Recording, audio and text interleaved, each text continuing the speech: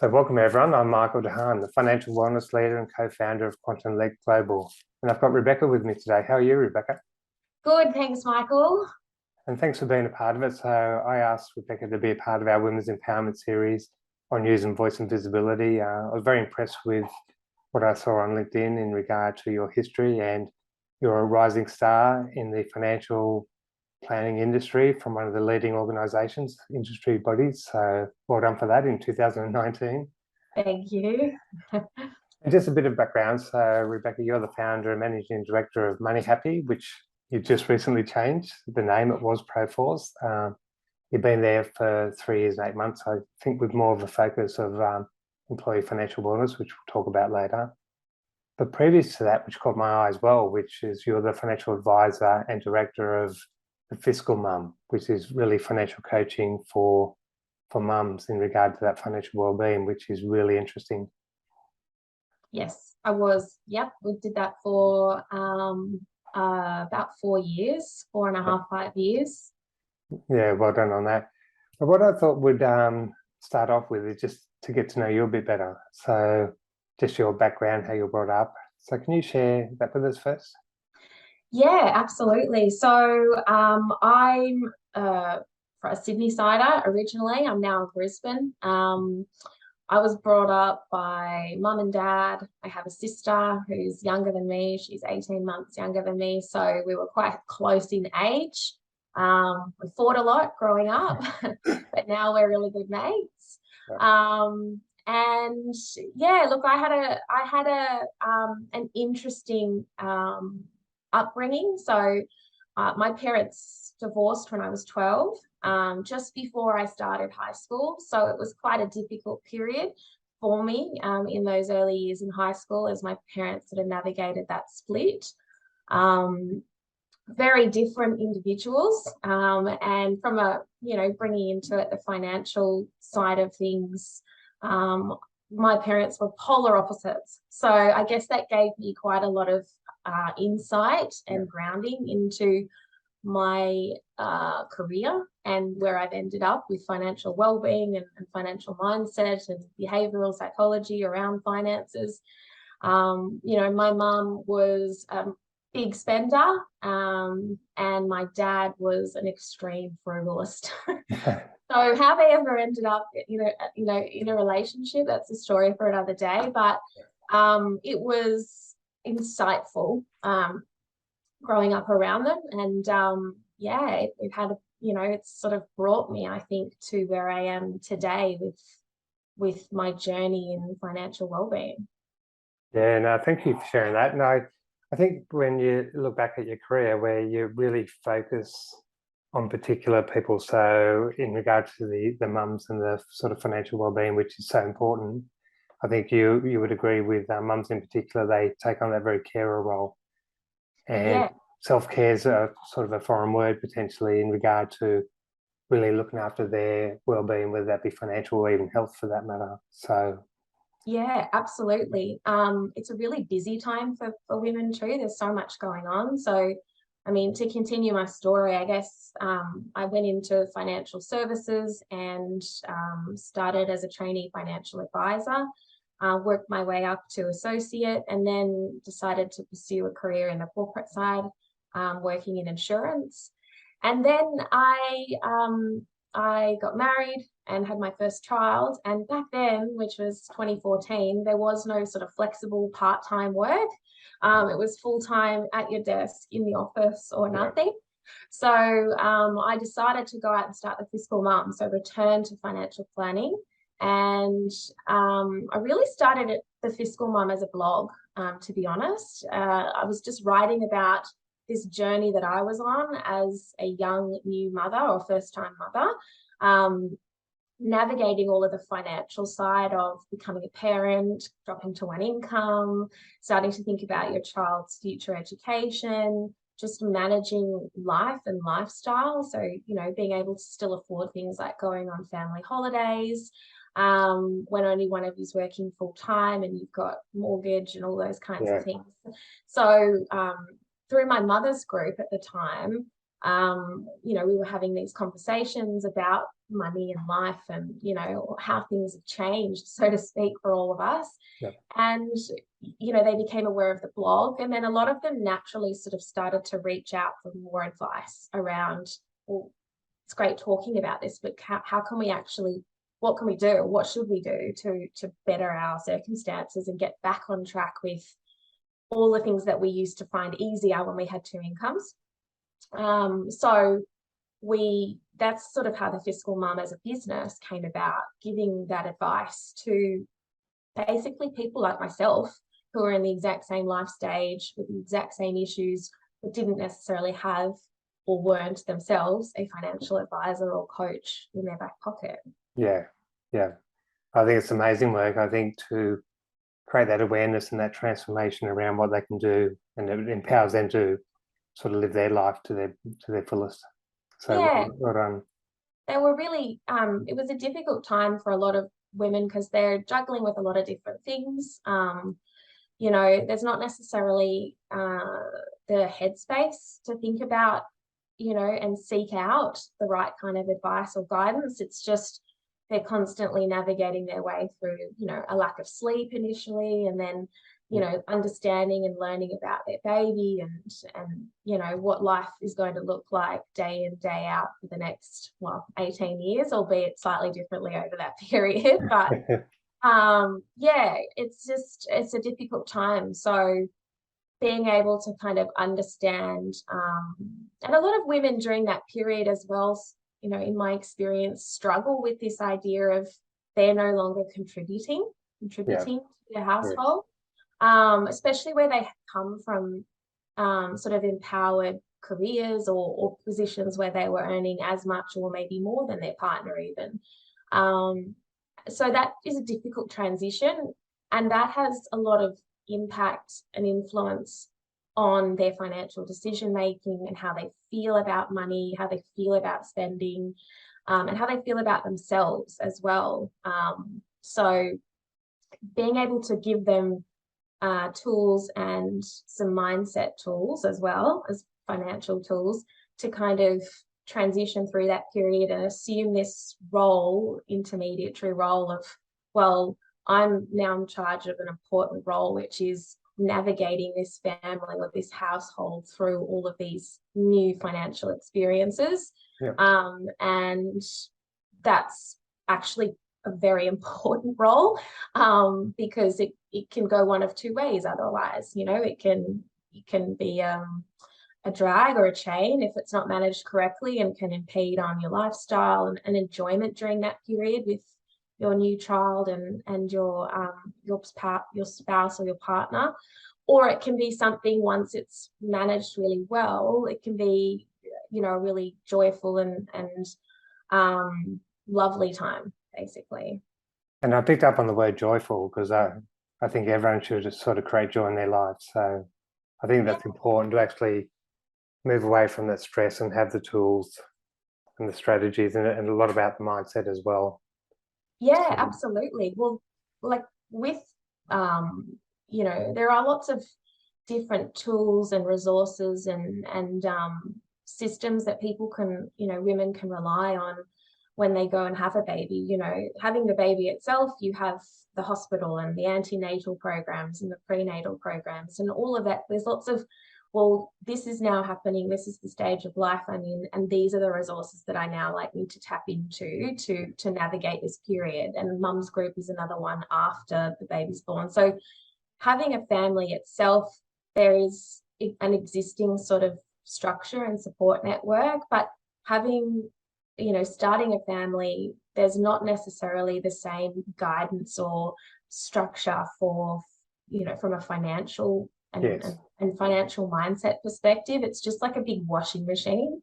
You know, you lose your income as a female. Generally speaking, it's the woman that takes the initial, at least, period time out of work to have the baby, and the mindset that comes with that, and the feelings, and then all the financial implications too. So it's really important to kind of, well, for me, it was important to, during that period, to be able to support women who were in a similar life stage as me, with navigating that and helping them to enjoy that period of time. You know, as you say, joy is really important because there's a lot of other stresses and mental health issues around becoming first-time parents. So taking the financial stress out of the equation and giving space and opportunity for women to really just work through any of the other issues, or hopefully just have a lovely maternity leave experience, bonding with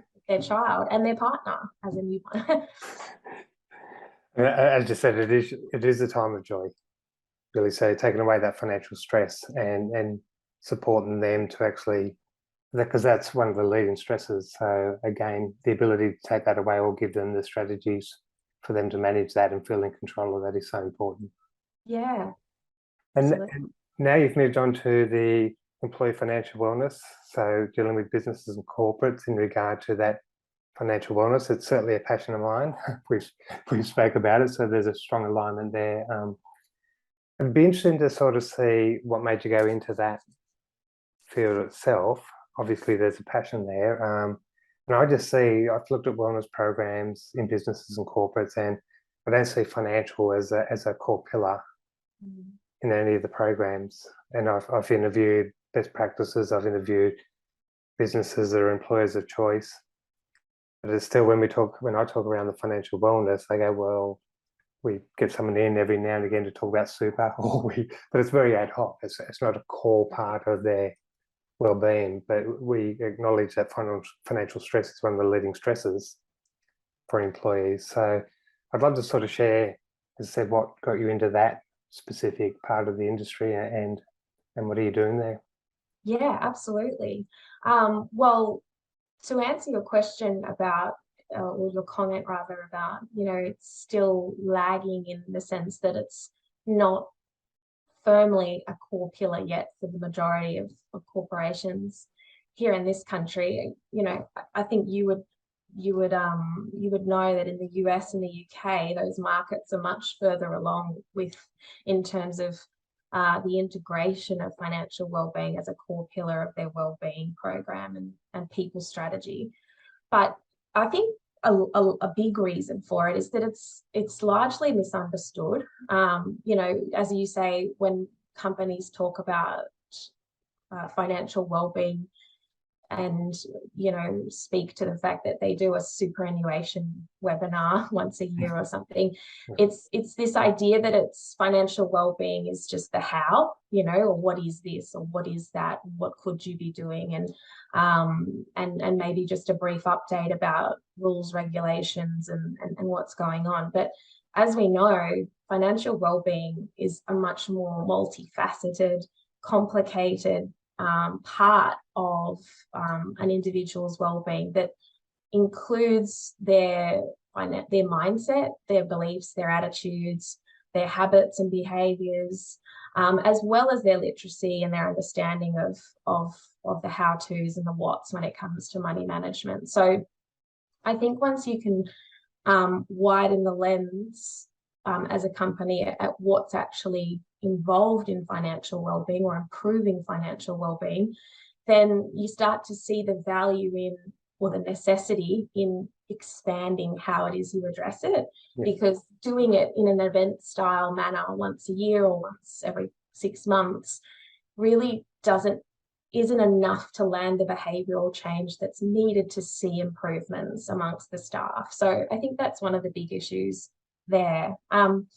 In terms of how I got into it, well, going all the way back to when I started as a financial advisor, or a trainee financial advisor, I got into financial planning or advice because I was really, I just really loved this feeling, or this idea of being able to feel so in control of your future and your destiny, if you like, by having control over your financial affairs and working towards creating a better life.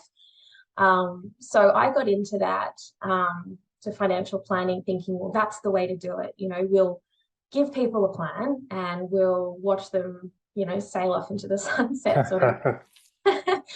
And And what I realized very quickly is that, it doesn't matter. You could give 10 people the exact same knowledge, planning, and opportunity and assume that their resources, their income, etc., are the same as well.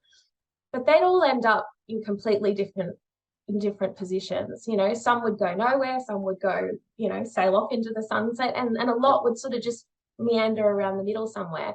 And the reality that dawned on me was that, well, what's really going on is how people are interpreting that information, how people are actually doing it.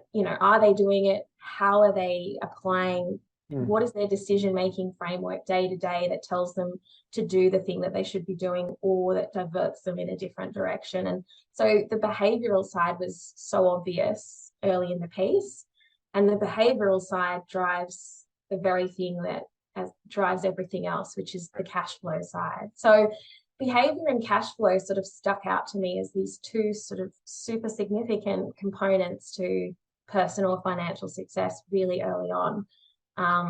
More so than the strategy, financial investment advice, what you do or know about super, and anything else really. So when I started to realize that if we could tackle this issue of stress and uncertainty and literacy and capability and get to people before they have a chance to sort of develop bad habits and learn things that maybe they have to unlearn, which is more difficult once you've got a certain pattern established, then we've got a really good chance of improving financial well-being at a business level, at an organizational level, at a community level, at an economic level, a national, global level. So the best place to do that in my opinion, was in this transition period between university and starting or entering young adulthood. So that's the area that MoneyHappy really focuses on. It's a really confronting period for people of that age group. It's generally the most unsupported period of time for them from an advice perspective. And there's a lot of opportunity to actually land the lessons that you what you're trying to impart, because it's relevant for them. So, I think relevancy is a really important part of being able to educate and encourage behavioral change, because people want it, they are needing it, and they are looking for it at that particular point in time. So they're often they're moving out of home, and I'm talking about graduates and early career sort of people. They're moving out of home. They are they're starting to earn their first full-time income. Even just managing a full-time income is new to everyone. It's a lot of money. What do I do with that money? What should I be doing with that money? Starting to think about cars, property, shares. Yes, they have to make decisions about superannuation. They'll be starting to think about insurances, even if only general, my car, my phone, my, holiday travel insurance. So all of that stuff is just so it's in flux around them. And so it's relevant. And so the ears prick, it's time to lean in and listen. And it's the opportunity to get onto the right track and get ahead, basically, if we can help at that stage. Yeah, and I think you hit on there before, like get them before they get into the bad habits. I recently did a podcast in the US, and it was around supporting doctors, and the leap from being an intern to being a doctor, and then you've got all this money coming in, but then you buy the flashy car, you buy the big home, then you're on this treadmill. Yes. You've got to keep on earning money Absolutely. to sort of fund this lifestyle, but they're not learning about the behavioural side around money. And if you can get them earlier, but they're going, well, like, do you need a flashy car? Like, is that going to bring you joy? Like, how's that going to serve you? And start making decisions at an earlier time before they get into that rut. And that industry itself is one of the leading industries in regard to burnout, depression. And you can sort of understand why, because then they're working 80 hours. They're earning Yeah. good income, but they're working long hours. There's a disconnect to self, disconnect to family. And Yeah. they just feel like they're servants to this industry where they study for 6 years or 8 years, whatever the case may be. And it's just, as I said, that treadmill where they're suffering that burnout and depression, anxiety. So Yeah. it's great to actually, with a focus on getting them early before they start getting into that behavioural side that mightn't be serving them. Yeah, absolutely. You make a really good point about, the sort of making a link to burnout from, financial well-being. Burnout's a complicated issue, and I think I posted about it on LinkedIn the other day. It's a recognized medical condition. And its causes are so complex. So it's not just about being overtired or just about being, one thing or the other. It's generally a layering of lots of different issues and concerns that people have and are going through or have been through over a period of time. But I don't think people can discount the influence that financial well-being plays in burnout as well. Like you just said, people tend to look at the immediate thing that they feel is causing the burnout, and generally that's probably their job because they are working all the time. That's the thing that they're most conscious they're doing, and doing either too much or worse, for whatever reason it's feeling too much or overwhelming at the time. So, but why, I think there is a link there between their financial well-being and the what they're seeing as a result, a tangible result in their life from the time put in their career. Yeah. And that's actually a really big issue for the younger generation, this early career graduate market. Early career jobs and graduate jobs are hard work because they've always been hard work. You're learning a skill. There's a lot of time put into doing a lot of different sort of seemingly repetitive things as you learn how to do your job and master your skill set and become, a leader in that field, in that space. And I can appreciate how, as a young person, you can kind of get lost in the weeds a little bit. Yeah.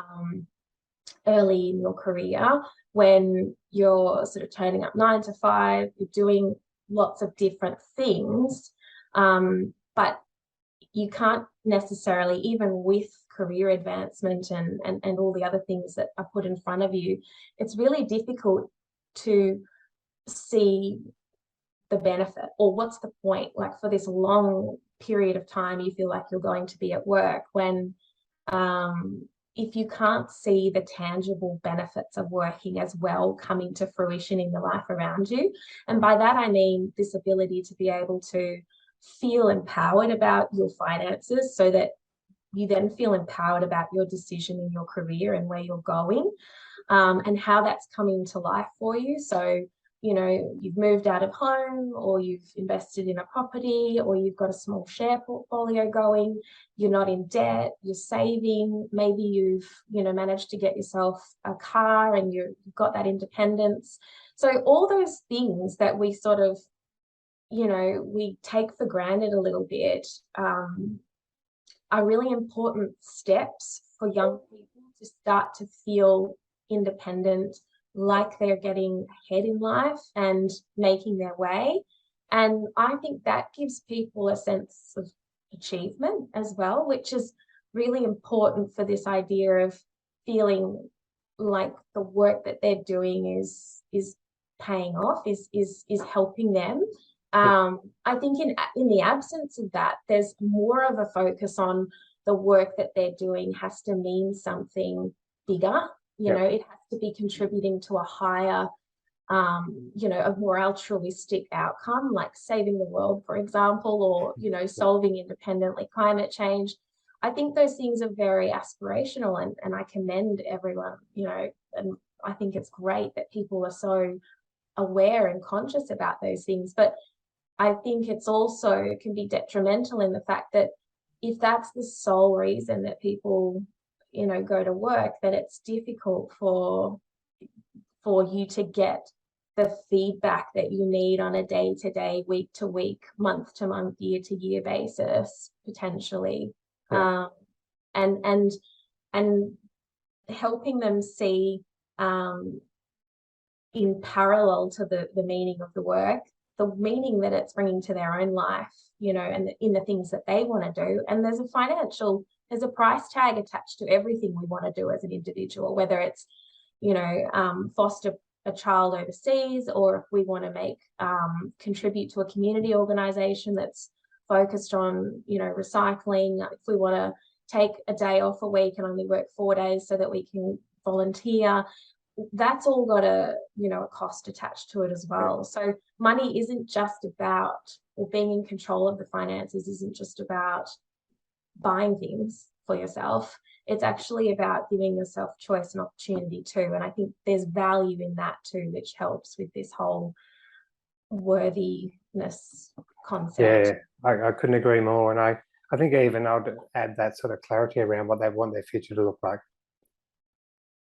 So Absolutely, it's building yeah. towards that. So I think without that journey, without that clarity, you tend to work, you tend to just spend it. It loses that sort of meaning. But with clarity around work and money serving you, and you serve in the business, and you talk about the purpose of why, you spoke about that before, which is becoming very prevalent Yes.